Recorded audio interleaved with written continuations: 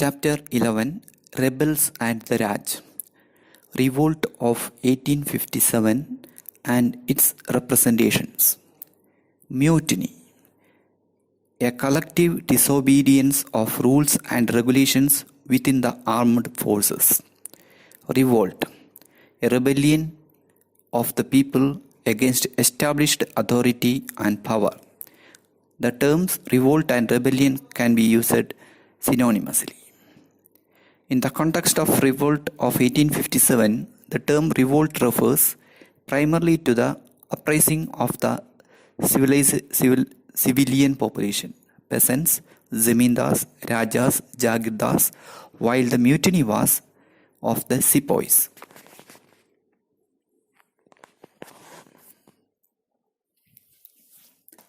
Timeline 1801 Subsidiary alliance introduced by Wellesley in Awadh. 1856 Nawab Wajid Ali Shah deposed. Awadh annexed. 1856-57 Summary revenue settlements introduced in Awadh by British. 1857 10th May Mutiny starts in Meerut.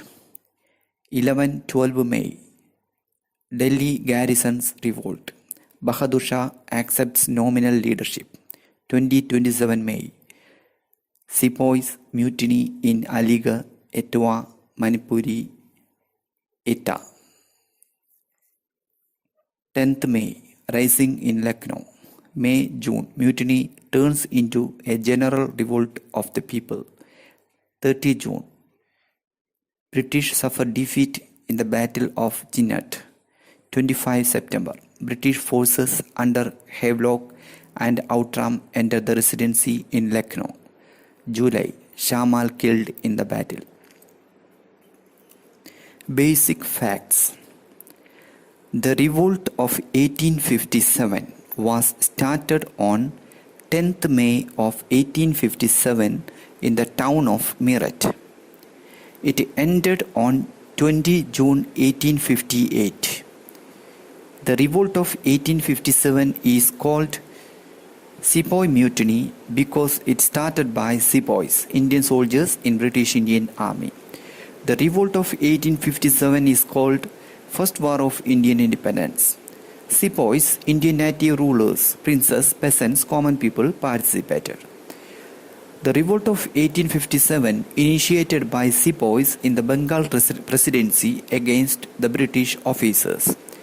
The first martyr of 1857 revolt was Mangal Pandey. He attacked his British sergeant on 29 March 1857 at Barakpur. Lord Canning was the Governor General at that time. The revolt of 1857 marked the end of rule by the British East India Company. After this, 1858, India was directly ruled by the British government through representatives called as Governor General. Centers of revolt of 1857 and leaders. Center and leaders. 1. Meerut, Sepoys. 2. Barakpur, in present-day West Bengal, Mangal Pandey. 3. Delhi. 1. Bahadur Shah II. 2. General Bakht Khan. 4. Kanpur, in present-day UP. 1. Nana Sahib, the adopted son of Bajirao II and the last Peshawar. 2. Tandio Topi. 5. Lucknow, in present-day UP. Begum Hasrat Mahal, Begum of Awadh, the wife of the Nawab Wajid Ali Shah. 6. Jhansi, in present-day UP. Rani Lakshmi Bai, the widowed queen of Gangadhar Rao, joined by Tandio Topi. 7. Ara, Jagadishpur, in present-day Bihar, Kunwar Singh. Beginning of revolt. Late in the afternoon of 10th May 1857, the Sepoys in the cantonment of Meerut broke out in mutiny. It began in the lines of the native infantry, spread very swiftly to the cavalry and then to the city. The ordinary people of the town and surrounding villages joined the Sepoys. The Sepoys captured the bell of arms, storeroom in which weapons are kept. They attacked white people and burnt their bungalows and property. Government buildings, the record office, jail, court, post office, treasury, etc. were destroyed and plundered. The telegraph line to Delhi was cut. The Sepoys arrived at the gates of Red Fort early in the morning of 11th May. They demanded that the Emperor Bahadur Shah II give them his blessings, carried on in the name of the Mughal Emperor. Soon Bahadur Shah II became one of the leaders of the revolt. Pattern of the rebellion. How the mutinies began. The Sepoys began their action with a signal, firing gun or sounding of a bugle. They first seized the bell of arms and plundered the treasury. They then attacked government offices, buildings, the jail, treasury, telegraph office, record room, bungalows, burning all records. Everything and everybody connected with the white man became a target. Proclamations were issued in Hindi, Urdu, and Persian, called upon the population, both Hindus and Muslims, to unite, rise, and exterminate the Firangis. Firangis here means foreigners. Money lenders and the rich also were attacked. Individual Britons tried to save their own lives and the lives of their families. One British officer noted, British rule collapsed like a house made of cards. British rule collapsed like a house made of cards. Reports from different cities tell us about the breakdown in routine activities, like reports from the Delhi Urdu Akbar. Lines of communication. Planning and coordination of revolt. There was communication between the Sepoy lines of various cantonments. After 7th Awadh irregular cavalry had refused to accept the new cartridges in the early May, they wrote to the 48 native infantry that they had acted for the faith and awaited the 48th orders. Sepoys or their emissaries moved from one station to another. People were thus planning and talking about the rebellion.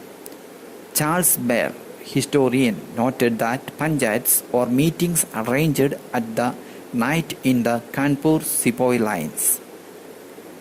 Example of planning and communication 1.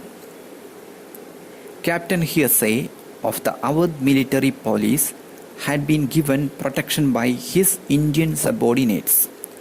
The 41st Native Infantry insisted that the military police should also kill Hearsay or deliver him as prisoner to the 41st. The military police refused, and it was decided that the matter would be settled by the panchayat composed of native officers drawn from each regiment. What this suggests is that some of the decisions were taken collectively. Example of planning and communication 2. Francois Sistan was a native Christian police inspector in Sitapur, UP. He had gone to Saharanpur to pay his respect to the magistrate. Sistan was dressed in Indian clothes and sitting cross-legged. A Muslim Tahsildar from Bijnor entered the room. Upon learning that Sistan was from Awadh, he inquired, "What news from Awadh? How does the work progress, brother?" "Paying safe," Sistan replied. "If we have work in Awadh, your Highness will know it." The Tahsildar said, "Depend upon it, we will succeed this time. The direction of the business is in able hands." Tahsildar was later identified as principal level rebel leader of Bijnor. Here, the Tahsildar regarded Sistan as a potential rebel. Leaders and followers. Who were leaders and followers of revolt? Ranis, Rajas, Nawabs, Talukdars, Zamindars, peasants, tribals, ordinary men and women, religious men. Bahadur Shah II. Bahadur Shah II was nominal Mughal emperor during the revolt. He was old and not ready to become leader. He was in Mughal court within the Red Fort, Delhi. Later, he agreed to be the nominal leader of the rebellion. Nana Sahib. In Kanpur, the Sepoys and the people of town made Nana Sahib the successor to Peshawar Bajirao II as their leader. At the end 1858, when the rebellion collapsed, Nana Sahib escaped to Nepal. Rani Lakshmi Bai. In Jhansi, the Rani was forced by the popular pressure around her to assume the leadership of the uprising. Kunwar Singh. Kunwar Singh was a local zemindar in Ara in Bihar, took leadership by the popular pressure. Birjis Khader. In Awadh, Lucknow, British displaced the popular Nawab Wajid Ali Shah and annexed the state to British India. During the revolt, the people in Lucknow celebrated the fall of British rule by hailing Birjis Khader, the young son of the Nawab, as their leader. Fakir, religious leader. From Meerut, there were reports that Fakir had appeared riding on an elephant and that the Sepoys were visiting him frequently. Local leaders emerged, urging peasants, zemindars and tribals to revolt. Gonu. Gonu, a tribal cultivator of Singhbhum in Chota Nagpur, became a rebel leader of the Kol tribes of the region. Shamal. Shamal was one of the leaders of the revolt in 1857. Shamal lived in a large village in Pargana Baraut in Uttar Pradesh. He belonged to a clan of Jat cultivators whose kinship ties extended over Chaurasi, 84 villages. The lands were irrigated and fertile with rich dark loam soil. Villagers saw the British land revenue system as oppressive. Consequently, cultivators were losing land to outsiders, to traders and moneylenders who were coming into their area. Shamal mobilized the headmen and cultivators of Chaurasi, moving at night from village to village, urging people to rebel against British. Cultivators left their fields and plundered the house of moneylenders and traders. Displaced proprietors took possession of the land they had lost. Shamal's men attacked government buildings, destroyed the bridge over the river, and dug up metal rods. They sent supplies to the sepoy who had mutinied in Delhi. Locally acknowledged as the Raja, Shamal took over the bungalow of an English officer, turned it into Hall of Justice, settling disputes and dispensing judgments. He also set up an amazing, effectively network of intelligence. Shamal was killed in battle in July 1857. Maulavi Ahmadullah Shah. Maulavi Ahmadullah Shah was one of many Maulavis who played an important part in the revolt of 1857.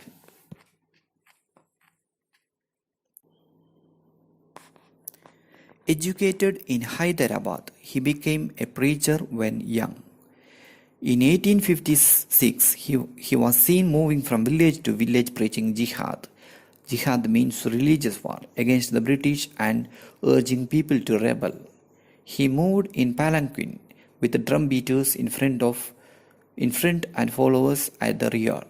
He was therefore popularly called Danka Shah, the Maulavi with the drum, Danka.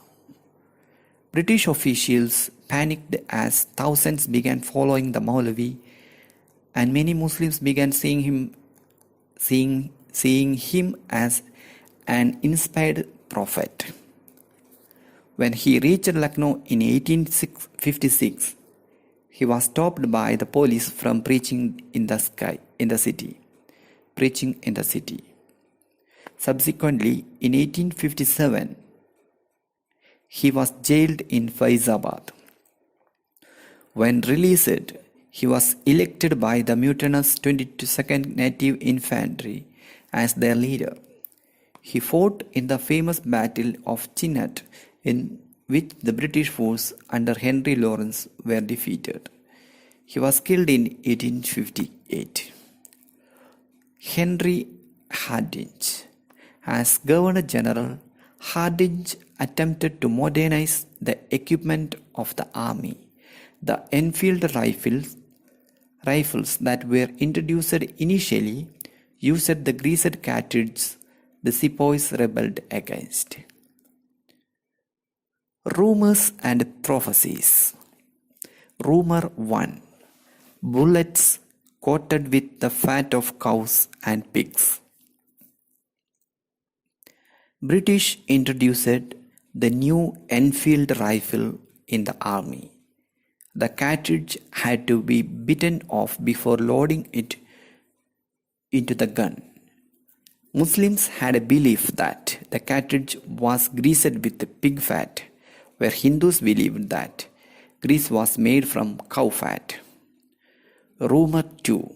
The British had mixed the bone dust of cows and pigs into the flour that was sold in the market.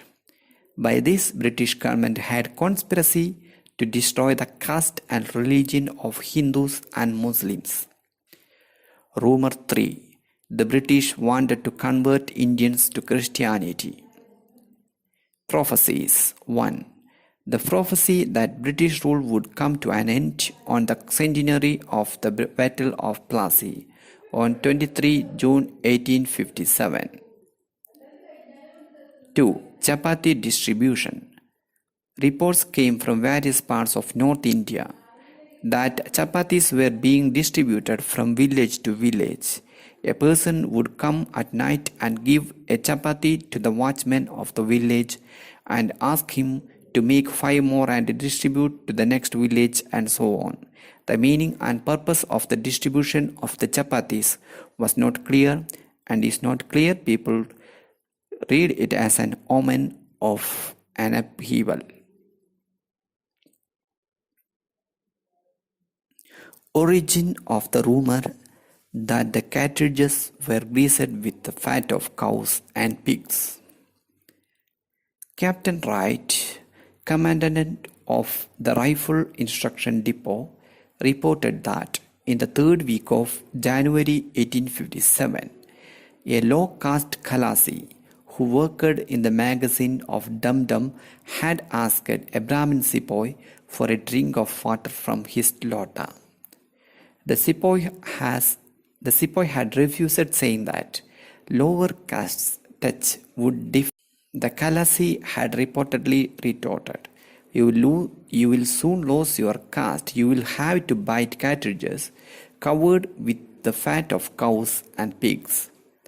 We do not know the veracity of the report, but once this rumor started, British officers could not stop its circulation. Why did people believe in the rumors? Rumors circulate only when they resonate with the deeper fears and suspicions of people. 1. Reformation Policies.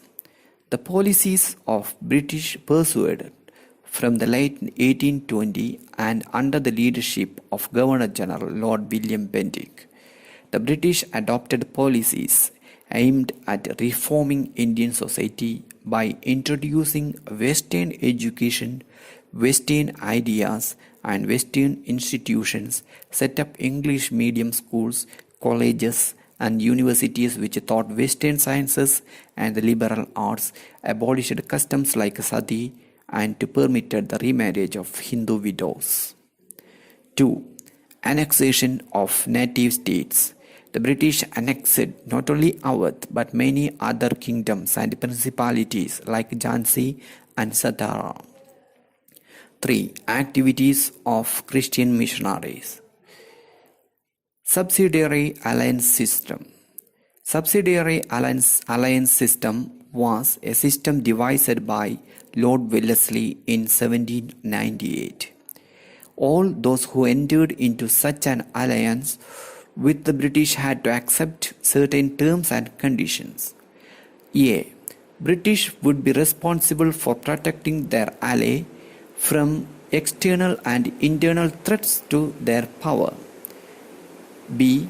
In the territory of the ally, a British armed contingent would be stationed.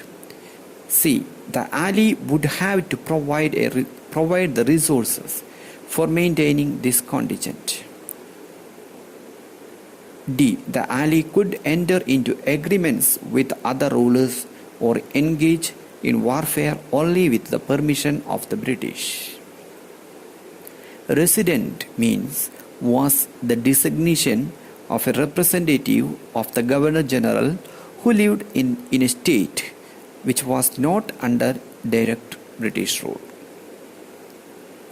Awadh in revolt. A cherry that will drop into our mouth one day. Why British annexed Awadh? In 1851, Governor General Lord Dalhousie described the kingdom of Awadh as a cherry that will drop into our mouth one day. 5 years later, in 1856, the kingdom was formally annexed to the British Empire. The subsidiary alliance had been imposed on Awadh in 1801. British residents stationed at Awadh. The British became increasingly interested in acquiring the territory of Awadh. They felt that the soil there was good for producing indigo and cotton. By the early 1850s, moreover, all the major areas of India had been conquered: the Maratha lands, the Doab, the Carnatic, the Punjab and the Bengal. Takeover of Awadh in 1856 was expected to complete a process of territorial annexation. The life was gone out of the body. 2. How people responded annexation of Awadh. Lord Dalhousie's annexations created disaffection in all the areas and principalities that were annexed. In Awadh, Nawab Wajid Ali Shah was dethroned and exiled to Calcutta on the plea that the region was being misgoverned. Nawab Wajid Ali Shah was widely loved, and when he left his beloved Lucknow, there were many who followed him all the way to Kanpur singing songs of lament. The widespread sense of grief and loss at the Nawab's exile was recorded by many contemporary observers. One of them wrote, "The life was gone out of the body, and the body of this town had been left lifeless. There was no street or market and house which did not wail out of the cry of agony in separation of Jani Alam." Another song mourned the plight of the ruler who had to leave his motherland. Noble and peasant will wept together, and all the world wept and wailed. Alas, the chief has bidden adieu to his country and gone abroad. On folk song bemoaned that the honorable English came and took the country. The removal of the Nawab led to the dissolution of the court, and musicians, dancers, poets, artisans, cooks, retainers, administrative officials, and so on lost their livelihood. Firangi Raj and the end of the world. 3. What were the results of annexation of Awadh?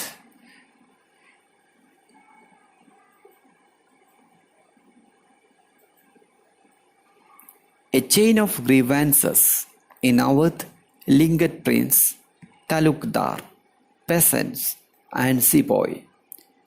In different ways, they came to identify Firangi Raj with the end of their world, the breakdown of things they valued, respected, and held dear. The whole complex of emotions and issues, traditions and loyalties worked themselves out in the revolt of 1857. In Awadh, annexation dispossessed the talukdars of the region. What happened to talukdars after the annexation of Awadh? The countryside of Awadh was dotted with the estates and forts of talukdars who for many generations had controlled land and power in the countryside. Before the coming of British, talukdars maintained armored retainers, built forts, and enjoyed degree of autonomy as long as they accepted the suzerainty of the Nawab and paid the revenue of their taluks. Some of the bigger talukdars had as many as 12,000 foot soldiers, and even the smaller ones had about 200. Immediately after the annexation, the talukdars were disarmed and their forts destroyed. After the annexation, the first British revenue settlement, known as Summary Settlement of 1856, proceeded to remove the talukdars wherever possible. The disposition of talukdars meant the breakdown of an entire social order. The ties of loyalty and patronage that had bound the peasant to the talukdar were disrupted. In British times, pre-British times, the talukdars were oppressors, but many of them also appeared to be generous father figures. They exacted a variety of dues from the peasant, but were often considerate in times of need. Talukdars were loyal to the Nawab of Awadh, and they joined Begum Masrat Mahal, the wife of the Nawab Wajid Ali Shah, in Lucknow to fight the British. Some even remained with her in defeat. The grievances of Sepoys. The Sepoys received low levels of pay and difficulty of getting leave. In the 1820s, white officers made it a point to maintain friendly relations with the Sepoys. In the 1840s, officers developed a sense of superiority and started treating the Sepoys as their racial inferiors. Abuse and physical violence became common, and thus distance between Sepoys and officers grew. The link between the Sepoys and the rural world. The large majority of the Sepoys of the Bengal army were recruited from the villages of Awadh and eastern Uttar Pradesh. Many of them were Brahmins or from the upper castes. Awadh was called the nursery of the Bengal army. The changes that the families of the Sepoys saw around them and the threats they perceived were quickly transmitted to the Sepoy lines. In turn, the fears of the Sepoys about the new cartridge, their grievances about leave, their groans about the increasing misbehavior and racial abuse on the part of their white officers were communicated back to the villages. What the rebels wanted. 1. Rebels wanted to restore the pre-British Hindu-Muslim past. 2. Rebels wanted to establish a more egalitarian society. 3. Rebels wanted to restore the pre-British political order of the 18th century. The vision of unity. Rebels wanted to restore the pre-British Hindu-Muslim past. The rebels' proclamations in 1857 repeatedly appealed to all sections of the population, irrespective of their caste and creed. Many of the proclamations were issued by Muslim princes or in their names, but even these took care to address the sentiments of Hindus.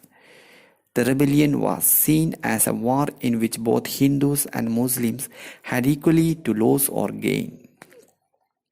The Ishtihars harked back to the pre-British Hindu-Muslim past and glorified the coexistence of different communities under the Mughal Empire. The proclamation that was issued under the name of Bahadur Shah appealed to the people to join the fight under the standards of both Muhammad and Mahavir. It was remarkable that during the uprising, religious divisions between Hindus and Muslims were hardly noticeable despite British attempts to create such divisions.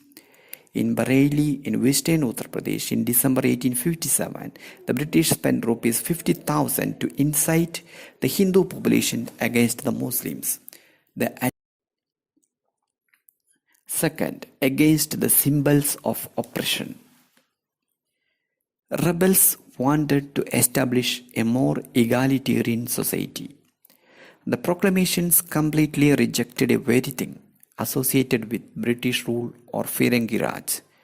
What enraged the people was how British land revenue settlements had dispossessed landholders, both big and small, and foreign commerce had driven artisans and weavers to ruin. People were urged to come together and fight to save their livelihood, their faith, their honor, their identity, a fight which was for the greater republic good. In many places, the rebellion against the British widened into an attack on all those who were seen as allies of the British or local oppressors. The rebels deliberately sought to humiliate the elites of the city. In the villages, they burnt account books and ransacked moneylenders' houses. It presents a glimpse of an alternative vision, perhaps of a more egalitarian society. 3. The search for alternative power. Rebels wanted to restore the pre-British political order of 18th century. Once the British rule had collapsed, the rebels in places like Delhi, Lucknow and Kanpur tried to establish some kind of structure of authority and administration. The rebel leadership wanted to restore the pre-British world of 18th century. Leaders went back to the culture of the court, culture back to the 18th century Mughal world. The administrative structures established by the rebels were primarily aimed at meeting the demand of war. In Awadh, plans of counterattack by the Lucknow court were in place as late as the last months of 1857 and the early part of 1858. Repression of the revolt. How the revolt was repressed by British. 1. Legal measures. By a number of acts passed in May and June 1857, whole of North India put under martial law. Military officers and even ordinary Britons were given the power to try and punish Indians suspected rebellion.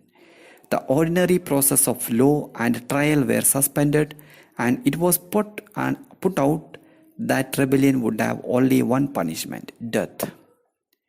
2. Military actions. One force moved from Calcutta into North India and the other from Punjab to reconquer Delhi. British attempts to recover Delhi began in earnest in early June 1857, but it was only in late September that the city was finally captured.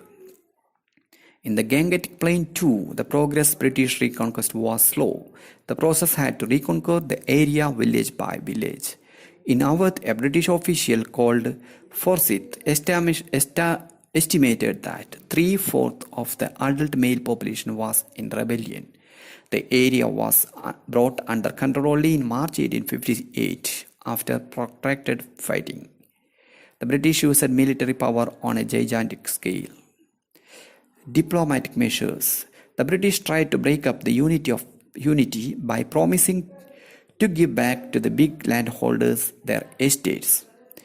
Rebel landholders were dispossessed and the loyal rewarded. Many landloaders died fighting the British, or they escaped to Nepal, where they died of illness or starvation. Images of the revolt. Pictorial images produced by the British and Indians, paintings, pencil drawings, etchings, posters, cartoons, and bazaar prints. There are two types of stories and images related to revolt of 1857. One, the stories and images spread by British through their media in Britain. Two, the Indian nationalist imageries. How British media presented the revolt. 1. The stories of the revolt published in British newspapers and magazines inflamed public feelings and provoked demands of retribution and revenge. Some images created a sense that the time of trouble was past and the rebellion was over. The British were the victors. 3. Some images showed rebels' violence against women and children and provoked British people for revenge. 4. Images show the honor of English women is in danger. 5. Images depicted British rescue forces as saviors. 6. Images depicted the rebels as violent and brutish. 7. Images show repression as a battle to save Christianity. 8. Images of brutal repression. 9. Images of brutal executions were widely circulated to create terror among Indians. 10. At the time of British revenge, moderate policies were ridiculed in the images. 1. Celebrating the Saviors. Image number 1. Relief of Lucknow, painted by Thomas Jones Barker in 1859. See the image in the textbook. When the rebel forces besieged Lucknow, Henry Lawrence, the commissioner of Lucknow, collected the Christian population and took refuge in the heavily fortified residency.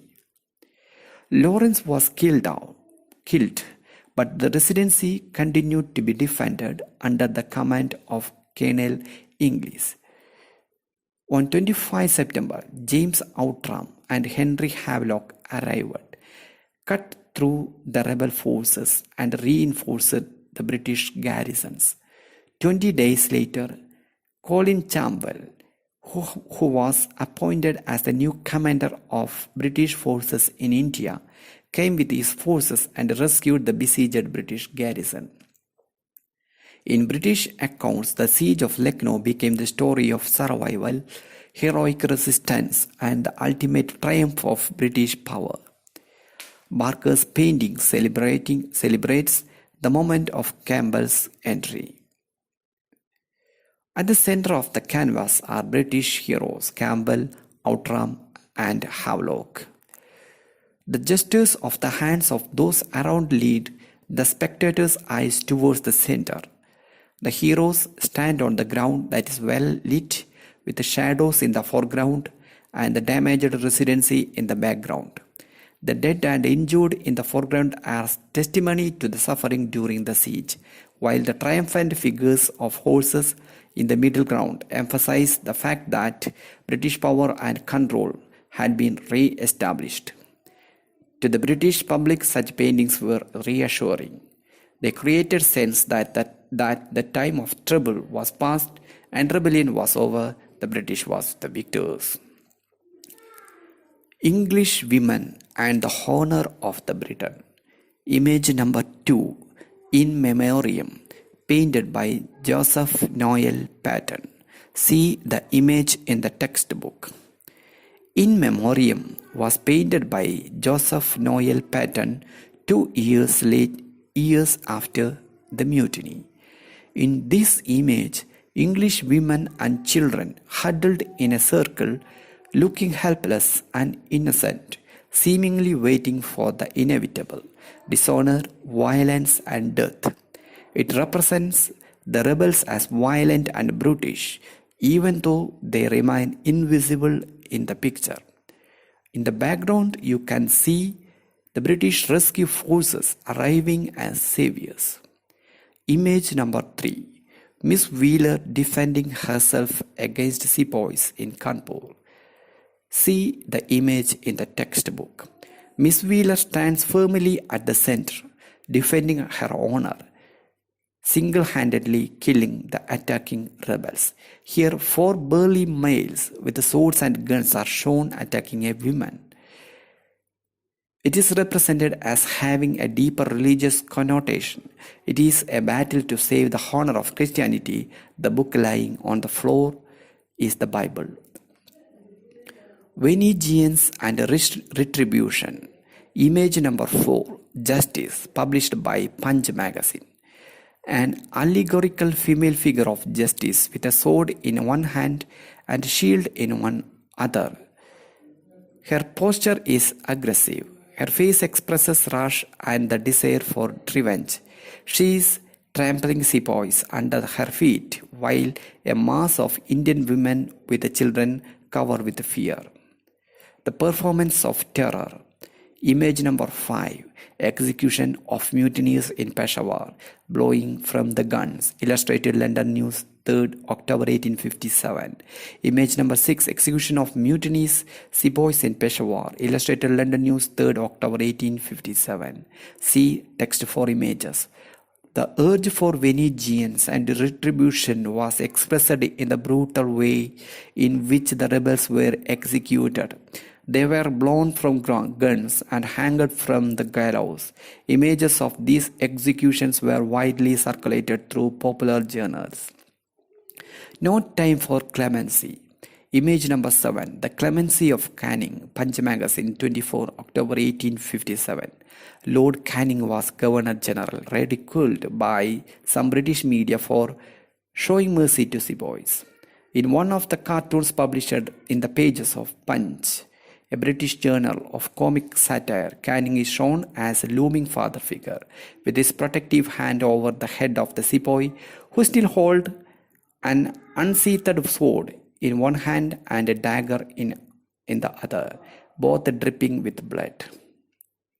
Nationalist imageries of the revolt. The revolt of 1857, celebrated as the first war of independence by Indian nationalists.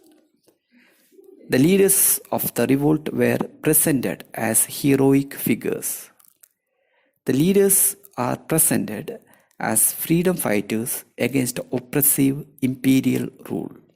Heroic poems were written about the valor of Queen who, with a sword in one hand and the reins of her horse in other, fought for the freedom of her motherland. Rani of Jhansi was represented as a masculine figure, chasing the enemy, slaying British soldiers and valiantly fighting till her last. Children in many parts of India grow up reading the lines of Subhadra Kumari Chauhan. Like a man, she fought. She was the Rani of Jhansi.